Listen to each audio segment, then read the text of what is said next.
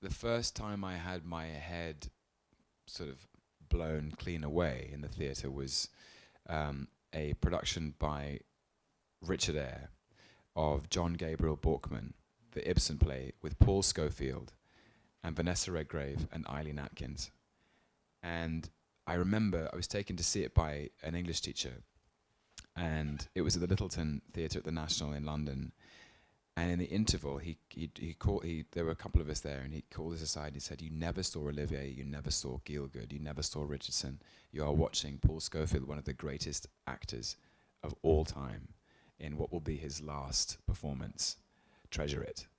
And it was magnificent. I mean, there was something, people still don't really feel they were close to Schofield, or that they understood his talent and how he pulled out what he pulled out.